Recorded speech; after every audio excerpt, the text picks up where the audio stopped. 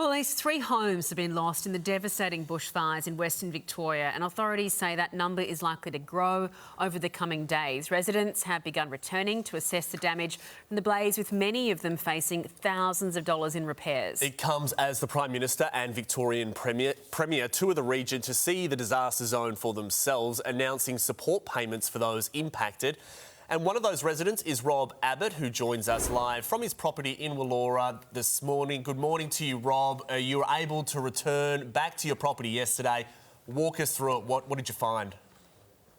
Yeah, look, David, I actually never left the property. I came back on Christmas night, knowing the impact was going to happen on Boxing Day. So we sort of held, me and my younger brother and 2 of our workers held the fort here and experienced the whole thing. So what did you experience, Rob? Because it's always that real, knife's edge. Do you leave or do you stay and defend your property? Yeah, look, I was, we got burnt out in 2006 in the really big fires then. They were the largest fires ever in the Grampians recorded history, and this fire is the second largest, so it's a pretty substantial fire.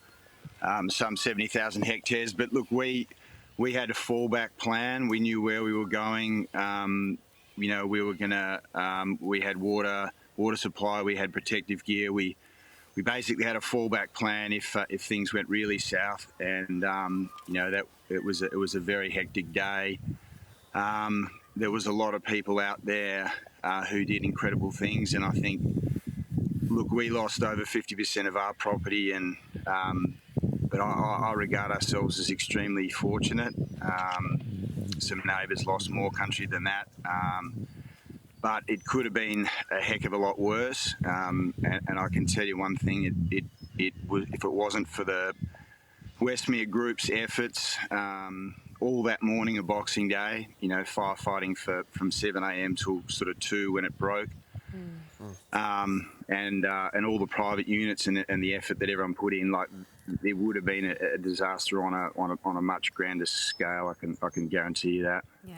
Always an incredibly difficult decision, I'd imagine. Stay, go, defend, make sure that you're well equipped. Thank you so much, Rob, for joining us. And as Rob said there, like the locals who protect their own property, they're members of the CFA or, the RFS in New South Wales, they do incredible work.